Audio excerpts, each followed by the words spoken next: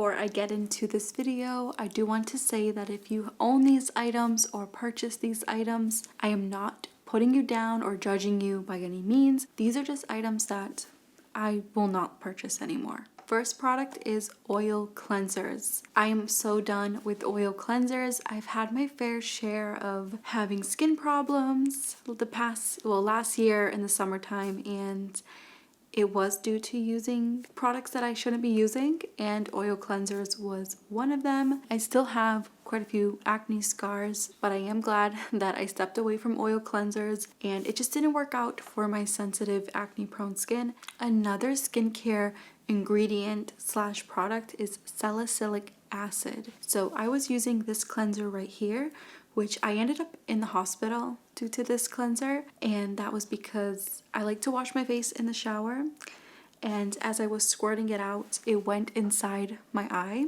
It was burning like crazy, so I spent around like 6 hours at the ER. But not only did that stuff burn my eyes, but it also wrecked my skin barrier. So around my jawline, I noticed that I was having a lot of red dots, and the minute I stopped using the salicylic acid or any product that had salicylic acid, the red dots went away. It just didn't work out for me, and that is something that I do not want to repurchase or revisit ever again. This product and ingredient is very powerful enough to make your eye feel like it has shattered glass in it. So I will never use this product or use this type of ingredient in a product ever again. Foot creams is something where I feel like I thought I needed because I have a lot of calluses and I do get like cracked dry heels. But what works better than buying an additional cream is having your regular body lotion and throwing some socks on, or using straight up castor oil. I will have the lotion and castor oil that I use down below, and I will say my feet are not as dry anymore, and it just works 10 times better than the foot cream that I would purchase, which was a lot more expensive than just using what I had on deck, which was the castor oil or body lotion, either or you can combine them both for extra hydration. And like I said, the key thing is to lock in that moisture with a sock. So any sock will do. I wish I would have known that sooner instead of like deep diving into products that I did not need to spend my money on. So I switched to unscented soaps. I want to say around the time I was dealing with acne issues, and also I do have psoriasis. So I stopped using scented soaps. That's the one thing that I felt was messing up my skin, where, you know, when it comes to having fragrance in soaps or in certain products and always having fragrance on your body, especially if you have psoriasis, eczema, or just sensitive skin in general, I feel like it can cause a little bit of an inflammation and it can just cause a rash. So I stopped purchasing a lot of products that have fragrance in it. Any beauty product that is labeled waterproof. Now, I haven't worn makeup in 3 years. It's not forever. I do plan on purchasing makeup in the far future one day. But the one thing that I will never ever purchase again, because I learned a valuable lesson with, and that is waterproof makeup. Whether it's waterproof foundation, waterproof concealer, waterproof lipstick, I will not purchase that. Also, waterproof mascara, that is the worst. I learned such a valuable lesson with that, and I'm talking like back in the day when I was in my 20s. And also when it came to taking off that waterproof mascara, I lost so many eyelashes. My eyelashes were horrible back in my early 20s because I would constantly like scrub the heck out of them trying to get the mascara off.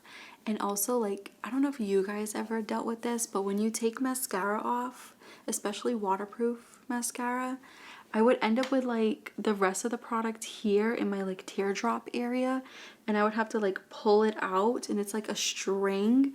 Well, not like a string, but it was kind of like, I don't know how to explain it, but it was like nasty, slimy blackness that ended up like inside my eye, and I would have to like pull it out, and it was like a wet slime or gunk, like eye gunk. It was like a light bulb that clicked, and I actually stopped wearing waterproof makeup around my mid-20s because of how hard it was to take off. And the things that I was seeing, what was going on with my eyelashes and inside my eye.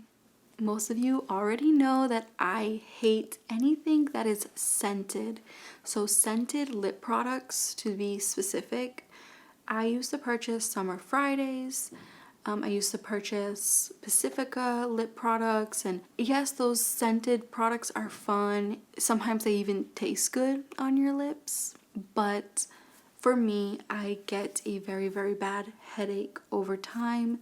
And also when I was like going to eat lunch or dinner or any type of food, that scented lip balm was going on my food. So not only was I tasting my salad, but I was also tasting watermelon peach or whatever flavor my lip product was. That's what I was also eating. And I should have wiped my lips before eating, but when you're younger, you don't think of that. So I don't purchase any scented lip products anymore. The lip product that I use, I'll have a picture here of it.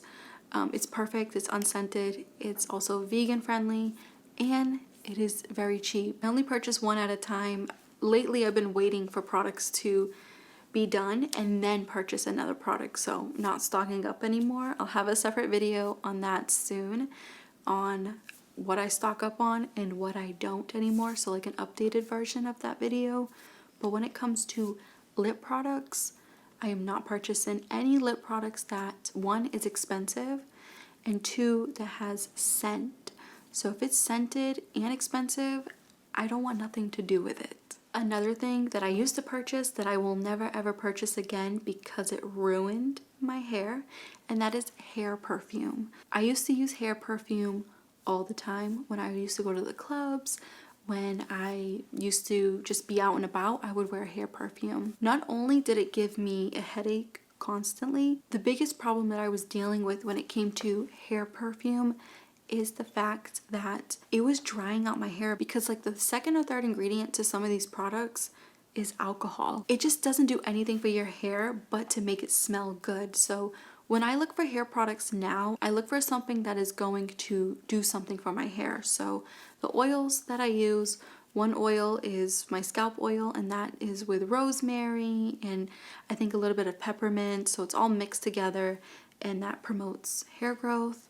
And then the second oil that I own is for my length, which is argan oil, which helps with dryness. So I will have both of those oils linked down below if you're interested. They both do have a scent to them, but I think it's like a natural scent to both of them. This is something that I did like purchasing, but I'm taking a huge break from because I found a better method, and that is scalp detox shampoos. Now you could find some that are expensive or you could find some that are inexpensive. I've tried both throughout the years, and I don't think that they're completely worth it unless you are using like dry shampoo, hairspray, gel, all of those things like constantly. Like I just said, for myself, I have a very simple hair care routine, so I technically don't need to spend my money on a scalp detox shampoo. It's just another product to purchase every month, and it's another thing that I have to find space in the shower for. So I found a better method for myself, and that is to shampoo twice instead of once. And I've seen such a huge difference with my scalp when it comes to not having dandruff as much, making sure my scalp gets completely clean. So I prefer this method a lot better than going out and purchasing a $48 scalp detox shampoo, trying to only use a little bit of it because it's expensive, not getting the full benefits of it because you're not using the full amount. It's just too expensive. And even the inexpensive ones, I just feel like it's just another shampoo. So I had to learn that on my own, because with the online world, I'm not perfect. Even though I live a minimalist lifestyle, I'm not perfect. So with being online, I do get caught up into like wishing that my hair would look like this person's, or okay, maybe I'm doing this wrong, let me try out the product that she's mentioning. And half the time it doesn't work out for me, and it just makes me waste a ton of money. So do your own research. I know I say that constantly, but with doing your own research can help you not waste money and help you like not purchase products you don't technically need or you never needed in the first place. Another thing that I had to learn the hard way and this is something that I don't think I'll ever purchase again, and that is junk laundry soap or laundry detergent, however you call it. This is crazy, you guys. Like, we were getting a lot of rashes. I was also getting a lot of UTIs. It was mainly due to the soap that we were using. I stopped using Tide Pods because they wouldn't break properly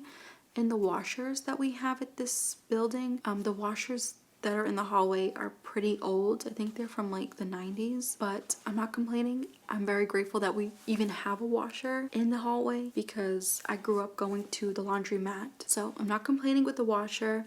I think it's just how the Tide Pods are made. Sometimes they just don't break, and then you get that like gunkiness all over your clothes. So I got rid of those, and then I switched to Gain, like the pourable Gain, the liquid one. And then I noticed I was getting a lot of UTIs. So then I switched over to the Sensitive Skin Arm & Hammer liquid soap. Same thing. There was nothing sensitive about that soap. So I had to like do a deep dive when it came to laundry soap, and that's when I came across Ecos. I think it's called Ecos Planet or something like that. I'll have a picture here of it. I love this laundry soap. Our stuff has never looked so clean coming out of the wash. It smells great. They also have an unscented version, and I plan on switching over our dish soap as well to this brand. This is not sponsored. Once when I seen how transparent the company was with their ingredient list, I think it's like 6 or 7 ingredients in this product, and it's non-toxic, and it goes on sale quite often. So it's usually on sale at Whole Foods and on Amazon. I think I might order from Amazon once when we run out because they have better deals on Amazon than Whole Foods. But I'm not going back to junk detergent, especially with me dealing with those UTIs that I had. It's just not worth it for me. And then half of the ingredients that are in the junk detergent, or those commercial detergents I should say, most of us don't even know what half of those mean, and they are very, very harmful, not only to you but also your family, your pets. So check the ingredients in your laundry detergent if you're dealing with a skin problem, or if you're just curious. You will be amazed on what's really in your laundry detergent. So the main reason why I don't purchase dryer sheets is the fact that I have hemp balls, or like I said, you can use the silicone balls or the wool balls, and over time you're saving money because it's one less thing that you have to throw out and repurchase. So with these reusable lint balls, not only is it going to save you money, but it also saves the planet because you're not throwing things out constantly. I am not a fan of the dryer sheets. I also felt like the dryer sheets left a little bit of a film on your clothes. Same thing goes for fabric softener. I hated how like greasy my clothes would feel from a fabric softener. So I guess this is like a little bonus that I'm adding here. Instead of purchasing fabric softener, I'll use a cup of vinegar, and it works just as well. It makes your clothes very soft, and it makes them odorless, which is phenomenal. Shoes that hurt, I'm over that. I have gotten rid of quite a few pairs of shoes in the past 4 years. My wardrobe has changed drastically from when you guys first met me to now. I'm going more for comfortable and practical. So I don't work in an office. I don't need a bunch of high heels or dress-up shoes. I think right now I own, let me see, I have a pair of slippers, snow boots, a pair of sneakers, one pair of heels, and flats. So I own 5 pairs of shoes. That's it. I am debating on whether to grab a pair of flip-flops or not. I'm still debating on that, but we will see how the summer goes. As of right now, I don't feel like I need them. Another thing that we stopped purchasing is juices that were in separate bottles. So like the naked drinks, or like any type of drink that's in like a plastic bottle where it's just like one serving for each person, like you know, like the water bottles and things like that. I hope I'm making sense. But those drinks we don't purchase. Like if we're gonna purchase juice, we'll go to Trader Joe's and grab like a nice glass bottle. We try our best to stop purchasing as much plastic as possible. It's really bad for the environment and also your budget. So we always try our best to purchase items that come in glass bottles, or items that are kind of like in a bigger bottle, so you're not constantly creating a lot of waste. Not all pancake mix is created equal here. I've talked about this before where the food industry in the US is so questionable. I'm still worried half the time when I go to the grocery store and seeing all of the added chemicals in every product, like red 40, yellow 6, modified fructose corn syrup. The list goes on and on that are in the food items here, and I feel like that's the leading cause of half the health problems we all have here. But anyways, I don't want to go off the rail with this. The main reason why we stopped purchasing American Pancake box mix is because I found a cheaper, healthier way when it comes to making pancakes and waffles. It's 1 cup of flour, any flour you like. We use unbleached flour, 1 tablespoon of baking powder, which is aluminum free that we grab, and 1 cup of cold water. That's the main base of the pancakes. It makes around 8 small pancakes or 4 large pancakes. And if you want to go ahead and add cinnamon to the mix, or if you want to add vanilla extract, you can add it in once when you create the base part. So it's a lot healthier when it comes to, you know what's going in these pancakes. You know every ingredient because you're putting it in it. And also your budget. These are a lot cheaper to make. You can get a bag of flour for less than like $6. And you can do so much more with that flour than just make pancakes. Also, when it comes to syrup, because syrup and pancakes go hand in hand, we do not purchase commercial syrups anymore.